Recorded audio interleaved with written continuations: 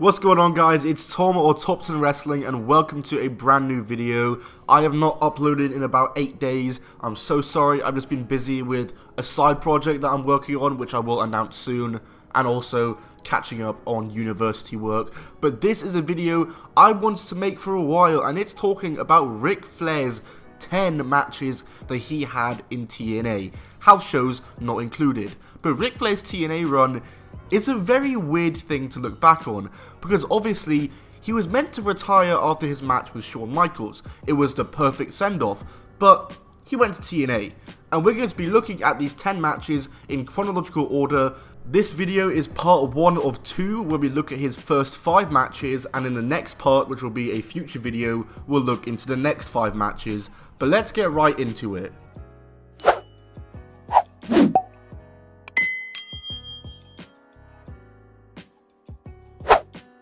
Before we get into his matches, let's talk about how Ric Flair debuted in TNA and what led to him even competing in the ring for the company. At WrestleMania 24, Ric Flair lost to Shawn Michaels in a heartbreaking and emotional match, which ultimately meant he had to retire from wrestling. At this point, Flair was in his late 50s, and a retirement was probably overdue for him. He would continue to make part-time appearances for the E, but in 2009, he would depart from the company and begin making appearances elsewhere, including Ring of Honor, where he would become an on-screen authority figure.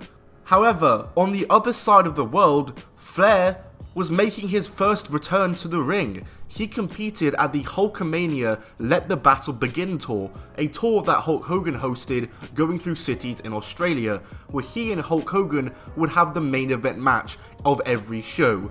Yes, him and Hulk Hogan having main event matches in 2009. Absolutely brilliant. On January 4th, 2010, Ric Flair debuted in TNA Wrestling. This is of course TNA's first ever Monday episode, which I have talked about so many times on this channel, and it featured many debuts or returns, including Jeff Hardy, Scott Hall, Orlando Jordan. At the January pay-per-view Genesis, Flair helped AJ Styles retain his world title in his match against Kurt Angle and would align himself with AJ Styles.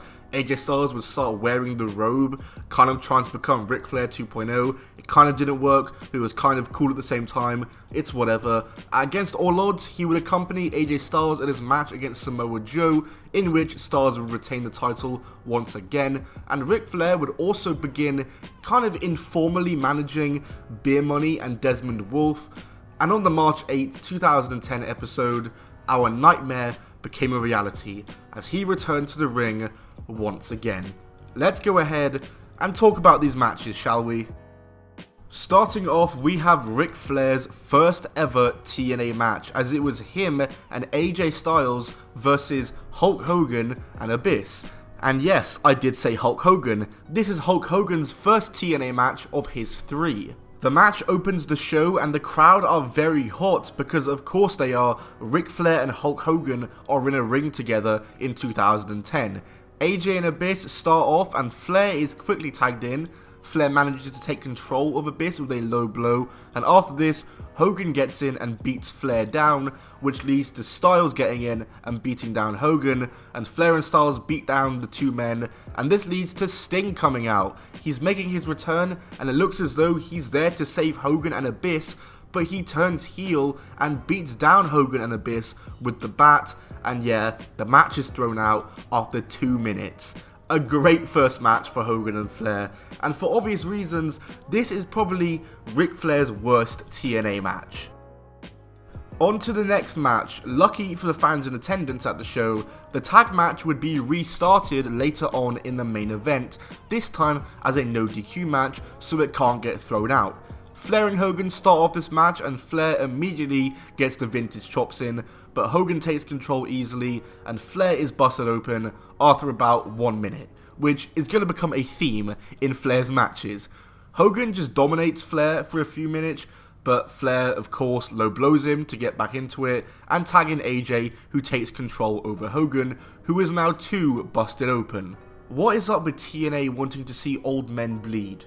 Flair gets back in, but Hogan is able to make the hot tag to Abyss, who starts dominating Flair and Styles and chokeslams them both, all four men start fighting at once, and Abyss and Hogan both start hulking up, and Abyss hits the Black Hole Slam on AJ Styles to give him and Hogan the win.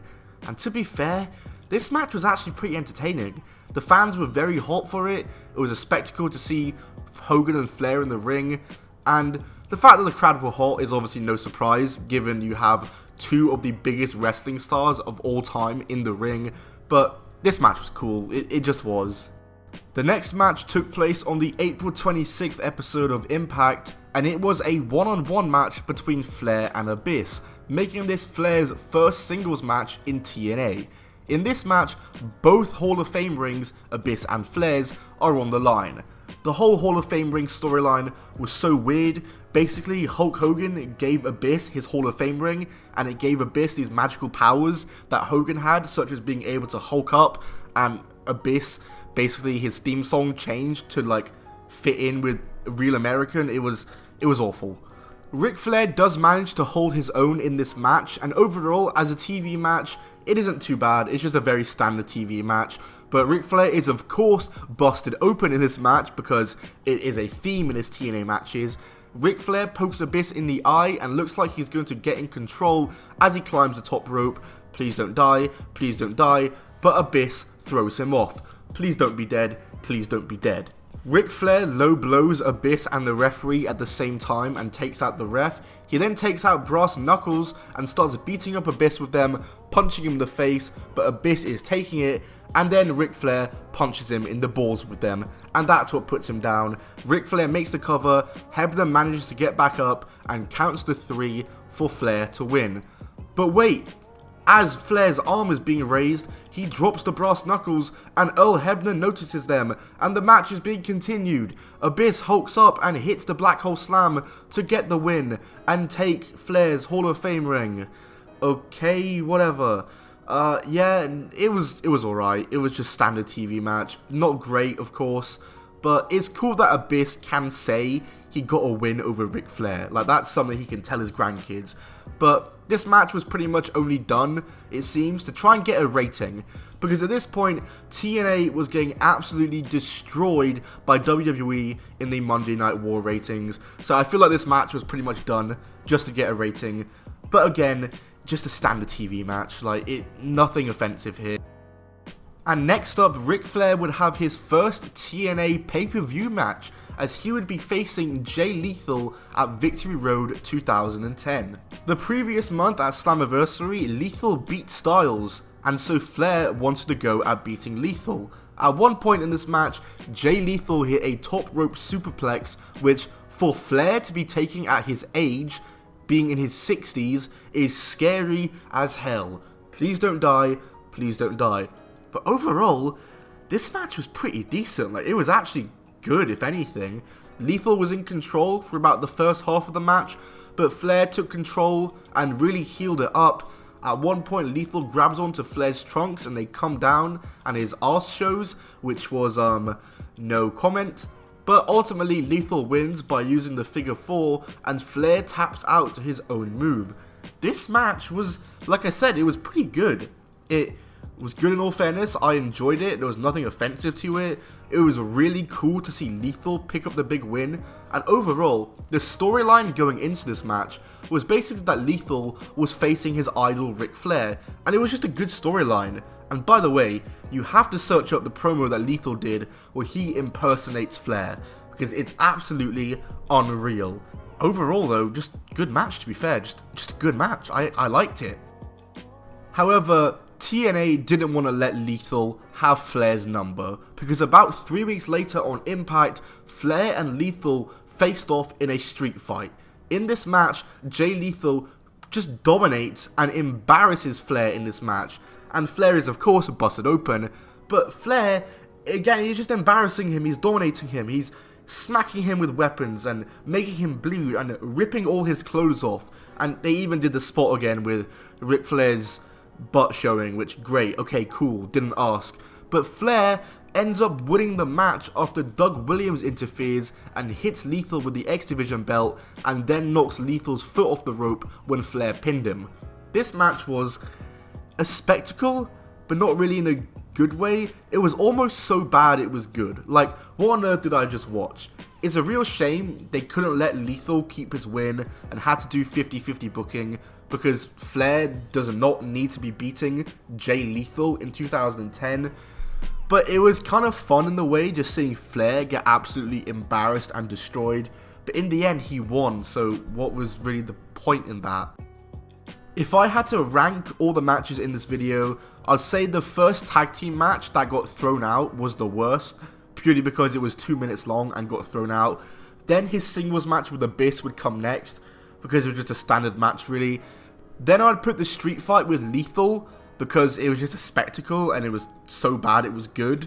Then I would put the actual tag match that him and Stars faced Hogan and Abyss, the one that actually had an ending to it, at number 2.